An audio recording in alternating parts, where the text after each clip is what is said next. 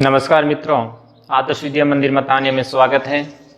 हम पिछली क्लास में वैदिक गणित के अंदर गुणन संक्रिया के अंदर चल रहे थे, जिसमें अपने एकाधिकैन पूर्वैन से गुणा किया था, एक न्यूनैन से गुणा किया था, निकिलम से गुणा किया था और आज हम पढ़ेंगे ऊर्ध्वत्रियाभ्याम से गुणा।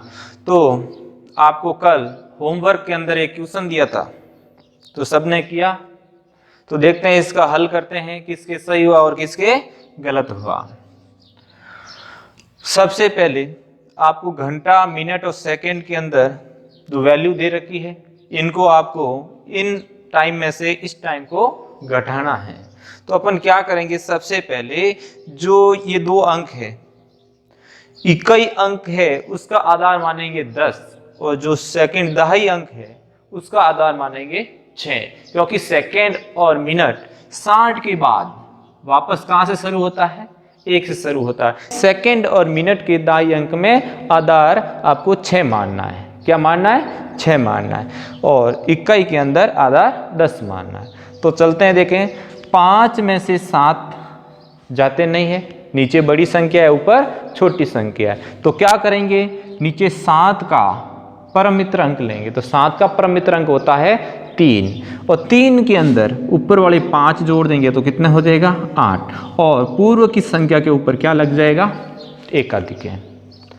अब इसका मान हो गया 6, 2 में से 6 जाते नहीं है, तो इस 6 का परम मित्र अंक लेंगे। 6 का परम मित्र अंक 0 होता है, क्योंकि इसका आधार बेस अपने क्या माना है, 6 माना है। तो दो संख्याओं को जोड़ने पर 6 आना चाहिए।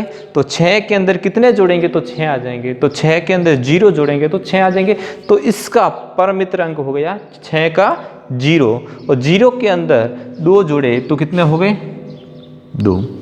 और पूर्व की संख्या के ऊपर क्या लग गया, एकाधिकैन। अब इसी प्रकार 6 में से इसका मान हो गया 5, तो 6 में से 5 गए, पीछे बच गया 1 और इस पर एकाधिकैन नहीं लगेगा, क्योंकि यहाँ पर हमने परम मित्र अंक नहीं लिया। अब यहाँ पर 2 में से 5 जाते नहीं हैं, तो नीचे वाली संख्या 5 का परम मित्र अंक लेंगे। तो 5 का परम मित्र अंक क्या होता है, यहाँ आधार 6 पे 1 ही होगा, कि 5 के अंदर 1 जोड़ेंगे तो 6 आ जाता है। तो इसका परम मित्र अंक हो गया 1 और 1 के अंदर 2 जोड़ें तो कितने हो गए, 3। और इससे पूर्व संख्या के ऊपर क्या लग जाएगा, एकाधिकैन। अब घंटे के अंदर दोनों के अंदर अपन क्या करेंगे, 10 आधार मानेंगे। तो 6 में से 9 जाते नहीं है, तो 9 का परम मित्र अंक होता है 1 और 1 के अंदर 6 जोड़े तो कितने हो गए, 7। और पूर्व की संख्या के ऊपर क्या लग जाएगा, एकाधिकैन। इस प्रकार इसका मान हो गया 2। 3 में से 2 गए, पीछे क्या बच गया, 1। तो हमारे पास ये तो गए घंटा, ये हो गए मिनट और ये हो गए सेकंड। इस तरह हमारा ये व्याकलन वैदिक विधि से होगा। क्या करना है, दहाई वाली डिजिट के अंदर अपन को घंटे और सेकंड के अंदर क्या मानना है, बेस 6 मानना है। 2 अंकों का योग 6 होना चाहिए। तो इस प्रकार हमारे गुणन के अंदर आज हम करेंगे ऊर्ध्वत्रियाभ्याम। तो देखते हैं ऊर्ध्वत्रियाभ्याम के अंदर कैसे हैं। तो हम देखते हैं ऊर्ध्वत्रियाभ्याम से गुणा।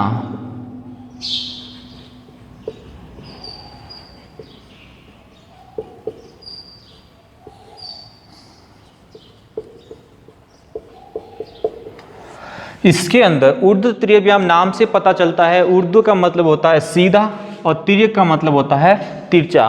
तिरछा और सीधा गुणा करना वह ऊर्ध्वत्रियाभ्याम विधि से हैं। इसके अंदर कोई भी संख्या ले लो, कैसी भी बड़ी से बड़ी संख्या हो, उसको ऊर्ध्वत्रियाभ्याम से आसानी से हल किया जा सकता है।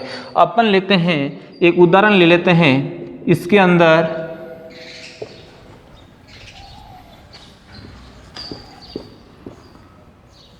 ये आपको गुणा करना है, और कौन सी विधि से करना है, ऊर्ध्वत्रियाभ्याम से आपको गुणा करना है। तो इसके अंदर सबसे पहले अपन क्या करेंगे, इसके अंदर हमको समूह पता होने चाहिए। इसके अंदर कितने समूह बनेंगे, कितने ग्रुप बनेंगे। तो आपको क्या करना है, समूह ज्ञात करने के लिए, समूह की संख्या ज्ञात करने के लिए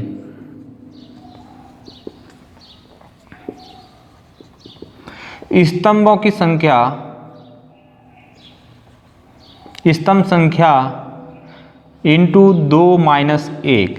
स्तंभ का मतलब ये कितने डिजिट का है, 1 2 3 4, तो अपन लिख देंगे 4 इंटू 2 माइनस 1, 4 दूनी 8 माइनस 1 बराबर 7 समूह बनेंगे।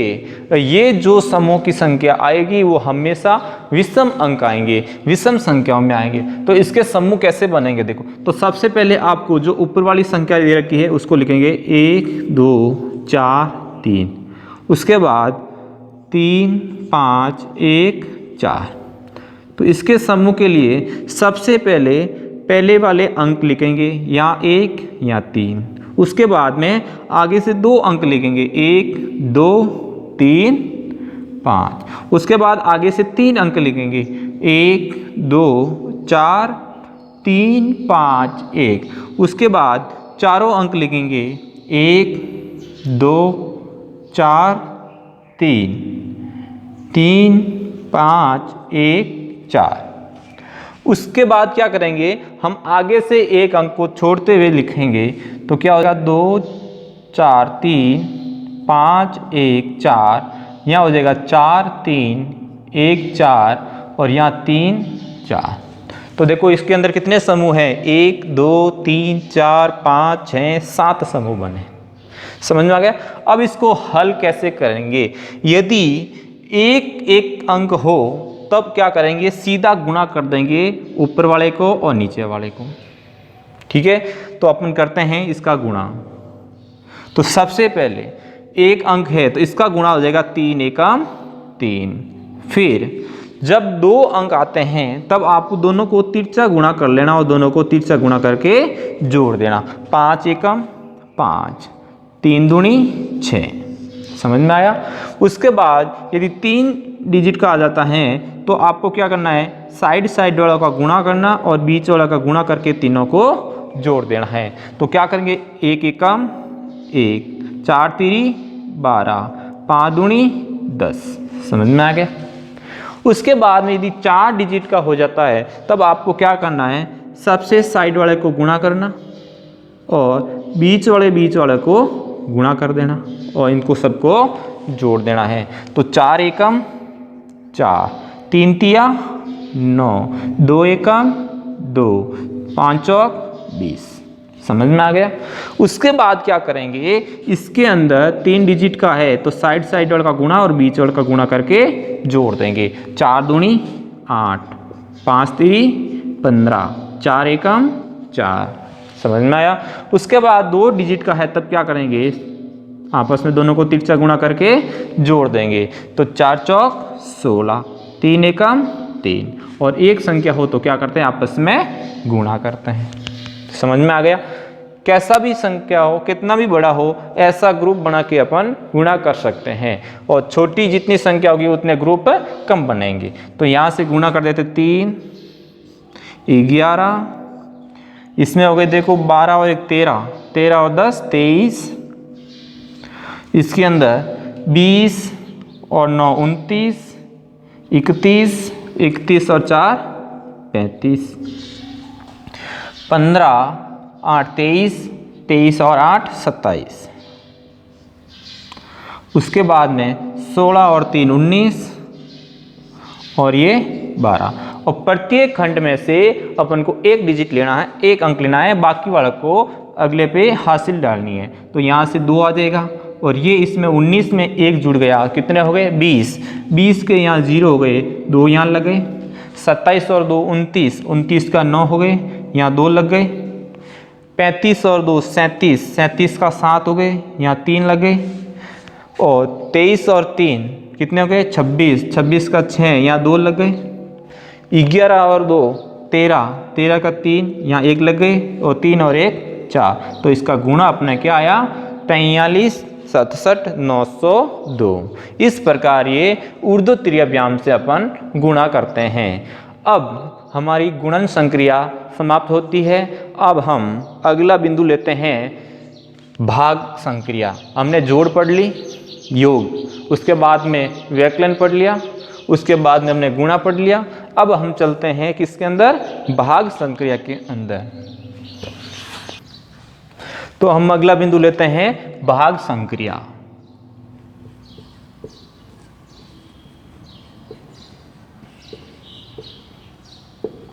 भाग संक्रिया के अंदर 3 तरह के सूत्रों से अपन भाग संक्रिया कर सकते हैं। पहला है निखिलम सूत्र। कौन सा है? निखिलम। दूसरा है परावर्त्य योजित। परावर्त्य योजित। और तीसरा है ध्वजांग विधि। तो इन 3 विधियों से अपन क्या करेंगे? भाग करेंगे। तो सबसे पहले अपन लेते हैं निखिलम सूत्र से भाग करना। आपके प्रश्नमाला 1 के अंदर निखिलम विधि से भाग करने हैं, तो उसके ही प्रश्न करते हैं। तो सबसे पहले अपने इसका पहला प्रश्न लेते हैं। निखिलम सूत्र से भाग कैसे करेंगे, इसका पहला प्रश्न लेते हैं। 1245 भाग 97। इसको किस विधि से भाग करना है? निखिलम सूत्र से आपको भाग करना है। तो सबसे पहले आप क्या करेंगे? 2 लाइन खींचेंगे ऐसे सीधी, और 1 लाइन ऐसे खींचेंगे। सबसे पहले यहां क्या लिखते हैं? जो भी भाजक होता है उस भाजक को कहां लिखना होता है? इस भाजक को लिखते हैं यहां। समझ में आ गया? अब इसके अंदर आधार क्या है? 100। तो आधार 100 है, तो इस भाज्य में से पीछे से 2 डिजिट, जितने आधार में शून्य है उतने डिजिट अपन को क्या करना है? तीसरे वाले खंड में रखना है, और बाकी जो बचता है वो मध्य वाले खंड में रखना है। समझ में आ गया? अब क्या करेंगे? इसका पूरक अंक क्या लेंगे? पूरक अंक। निखिलम विधि में विचलन नहीं लेते हैं, पूरक अंक लेते हैं। और पूरक अंक ज्ञात करने का सूत्र आपके पास है आधार माइनस संख्या। आधार माइनस संख्या, ये आपका पूरक अंक ज्ञात करने का सूत्र है। तो पूरक अंक ज्ञात करना है। आधार 100 है, संख्या 97 है, तो इसका पूरक अंक हो जाएगा 03। ध्यान रखना, भले विचलन हो या पूरक अंक हो, जितने आधार में शून्य है उतने ही डिजिट में आपको पूरक अंक या विचलन लेने होते हैं। अब अपन चलते हैं, पूरक अंक लिख दिए। आधार में 2 शून्य है, तो पीछे से 2 डिजिट यहाँ रख दी। अब क्या करेंगे? जो मध्य वाले खंड के अंदर जो पहले वाला अंक है उसको अपन सेम लिखेंगे। उसके बाद जो भागफल है, ये भागफल को इस पूरक अंक से गुणा करेंगे। तो 1 को 03 से गुणा किया तो हमारा आया 03 आया। 1 डिजिट के नीचे 1 डिजिट लिखनी है। तो यहाँ पर 2 और 0 कितने हो गए? 2 हो गए। अब 2 को इस वापस पूरक से गुणा करेंगे, तो 2 को 03 से गुणा करेंगे तो क्या आ जाएगा? 06 आएगा। समझ में आ गया? अब क्या करेंगे? इनको तीसरे वाले खंड में जाने के बाद में आपको और नहीं करना है, इसको जोड़ के लिख देना है। तो 5 और 6 कितने हो गए? 11। हासिल किए 81। तो आपका भागफल क्या आ गया? 12। और शेषफल क्या आ गया? 81। इस प्रकार ये हमारा निखिलम सूत्र से बहुत ही आसान है। अब और प्रश्न करते हैं। दूसरा प्रश्न आप कर लेना, तीसरा करवा देते हैं। 1013 भाग 88। तो देखो इसके अंदर क्या होगा। तीसरा प्रश्न देखते हैं। 1013 और भाग है 88 का देना है। निखिलम सूत्र से गुणा करना है। किससे करना है? निखिलम से भाग करना, सॉरी। तो इसके अंदर क्या करेंगे? सबसे पहले 2 सीधी लाइन खींचेंगे और 1 नीचे आड़ी लाइन खींचेंगे। सबसे पहले जो भी भाजक है वो लिखेंगे। भाजक क्या है इसके अंदर? 88। आधार कितना है? 100। आधार 100 है तो 100 रखना है, 10 है तो 10 रखना है। अब इसके अंदर पूरक अंक क्या होगा? आधार माइनस संख्या। तो आधार में से मतलब 100 में से 88 गए तो कितने हो गए? 12। आधार में कितने अंक है? नहीं, भाजक में कितने? आधार में 2 शून्य है, तो भाज्य में से पीछे से 2 डिजिट यहाँ रखेंगे और पीछे सभी यहाँ रखेंगे। तो पहला डिजिट को क्या करेंगे? यहाँ। अब इसको 12 से गुणा किया तो 1 और 2, इसको जोड़ा 1 आया, और 1 को इससे गुणा किया तो कितना आ गया, ये आ गया। अब क्या कर देंगे, इनको जोड़ देंगे 5 और 4, तो आपका भागफल तो क्या आ गया 11, और शेष फल क्या आ गया 45। इस प्रकार हमारे इन निकिलम सूत्र से क्या होंगे, गुणा होंगे। अब हम अगली विधि देते हैं परावर्ती योज्य से भाग करना। तो हम चलते हैं परावर्तीय विधि से भाग करना। तो इसके अंदर आपके प्रश्नमाला 1 के अंदर 16 से लेकर 19 तक के परावर्तीय आधारित विधि से भाग करना है। तो इसके अंदर 16 प्रश्न करते हैं।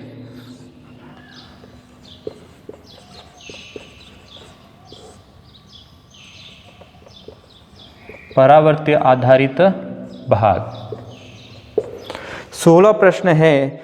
1154 भाग 103, इसको किस विधि से करना है, परावर्तीय विधि से भाग करना है। तो इसके अंदर भी प्रोसेस तो सेम ही रहेगा, जिस प्रकार हमने निकिलम सूत्र में किया था वैसे भी हमें इसमें करना है, लेकिन थोड़ा सा चेंजेस, जहाँ पूरक अंक लेते हैं उसकी जगह अपन विचलन लेंगे। तो इसके अंदर भी यहाँ क्या लिखेंगे, भाजक कितना है 103, आधार कितना है 100, लिख दिया। अब यहाँ पर निकिलम सूत्र के अंदर क्या करते थे, पूरक अंक लेते थे, परावर्ती के अंदर अपन क्या लेंगे, विचलन लेंगे। और विचलन ज्ञात करना आपको आता है, आधार से कम हो तो माइनस में लिखते हैं, आधार से ज़्यादा हो तो प्लस में लिखते हैं। तो इसके अंदर ये देखो आधार से 3 ज़्यादा है और आधार में 2 शून्य है, तो अपना 0,3 इसका विचलन आएगा। विचलन ज्ञात करने के बाद में इसका परावर्तीय अंक लेंगे। क्या लेंगे, परावर्तीय अंक। परावर्तीय अंक का मतलब होता है चिन्ह चेंज करना। विचलन प्लस में है तो उसको माइनस में, माइनस में है तो प्लस में। देखो 0 का प्लस माइनस तो 0 ही होगा, और प्लस का 3 का क्या हो जाएगा, माइनस का 3 हो जाएगा। उसके बाद अपन क्या करेंगे, आधार 100 है तो पीछे से 2 डिजिट तीसरे खंड में रखेंगे, बाकी शेष अंक मध्य वाले खंड में रखेंगे। अब क्या करेंगे अपन, जो पहला वाला अंक है उसको सेम भागफल में लिखेंगे, और जो भी भागफल आया उसको परावर्ती अंक से क्या करेंगे, गुणा करेंगे। तो 1 को 0 से गुणा किया 0, 1 को -3 से गुणा किया तो क्या आ गया -3, 1 और 0 कितना हो गया 1। अब इसी 1 को वापस परावर्ती अंक से गुणा करेंगे, तो 1 को 0 से गुणा किया 0, 1 को -3 से गुणा किया -3, 4 में से 3 गए 1, 5 में से 2 गए, 5 में से 3 गए 2, तो आपका भागफल क्या हो गया 11, और शेषफल क्या हो गया 21। तो इस प्रकार हमारा प्रश्न 16 है। अब हम प्रश्न संख्या देखते हैं 17।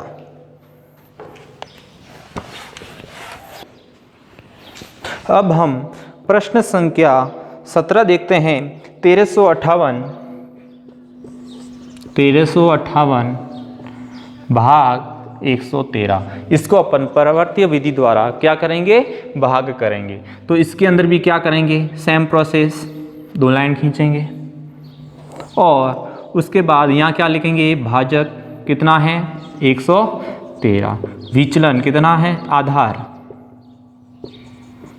इसमें भी आधार 100, विचलन कितना है 1 और 3। देखो 100 से 13 ज़्यादा है 113 में, तो प्लस का 1 प्लस का 3। अब इसका परावर्तीय क्या अंक क्या हो जाएगा, परावर्तीय अंक माइनस का 1 माइनस का 3।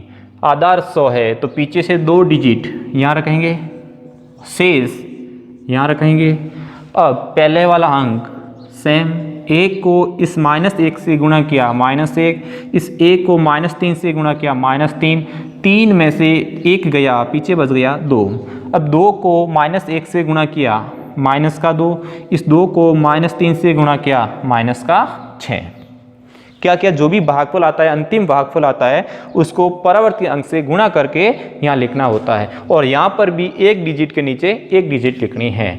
और अब हम करेंगे 8 में से 6 गए तो पीछे बच गए 2, 5 में से इन दोनों 3 गए, पीछे बच गए 2, 2 में से 2 गए, पीछे हो गए 0। तो आपका भागफल क्या आ गया 12 और शेषफल क्या आ गया 2। इस प्रकार ये प्रश्न संख्या अपना 17वां है। अब प्रश्न संख्या 18, 19वां आप कर लेना, 18 प्रश्न में करवा दो। देखो 18 प्रश्न कैसे होगा। तो अब प्रश्न संख्या 18 है 1432 और भाग 88। क्या है? भाग 88। तो अब इसको करने के लिए सबसे पहले अपन क्या करेंगे, 2 लाइन खींचेंगे और एक आड़ी लाइन खींचेंगे। यहाँ क्या लिखेंगे? भाजक। भाजक कितना है? 88। कितना है? 88। अब इसके अंदर आधार कितना है? 100। विचलन, तो विचलन क्या होगा? अब देखो 100 से 88 कम है, कितने कम है? 12। तो माइनस का 12 हो जाएगा, तो माइनस का 1 माइनस का 2 यही होगा इसका विचलन में। अब इसका परावर्ती अंक लेंगे तो परावर्ती अंक माइनस का प्लस हो जाएगा, माइनस का प्लस हो जाएगा। उसके बाद में आधार 100 है तो पीछे से 2 डिजिट यहाँ रखेंगे और 14 यहाँ रखेंगे। इस 1 को यहाँ रख दिया, 1 को 12 से गुणा किया तो 1 और 2 यहाँ हो गए 5। अब 5 को इससे वापस गुणा किया तो क्या हो गया? 5 एकम 5 और 5 दूनी 10। 10 का 0 1 यहाँ कैरी लगेगी तो ये कितना हो गया? 6, 60। तो यही कर सकते हो 12 पौनिया 60 डायरेक्ट। अब क्या करेंगे? इनको जोड़ देंगे, 2 ये हो जाएगा 112। 112 हो गया। अब इसमें क्या करेंगे? ये 8, 9, 10, 11, 13। अब ये कितने हो गए? 112। अब क्या करेंगे? 112 हमारे भाजक से तो ज़्यादा है, भाजक 88 है, उससे 112 क्या है? ज़्यादा है।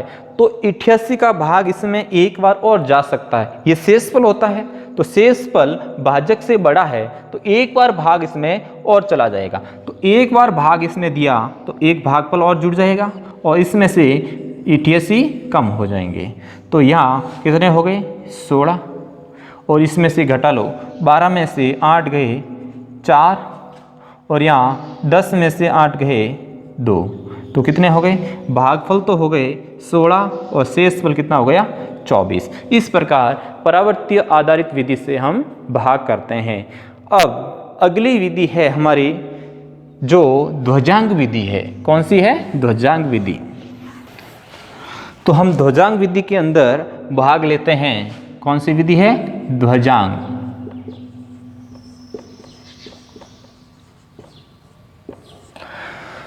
ध्वजांक विधि के अंदर आपके प्रश्न हैं 12 से लेकर 15।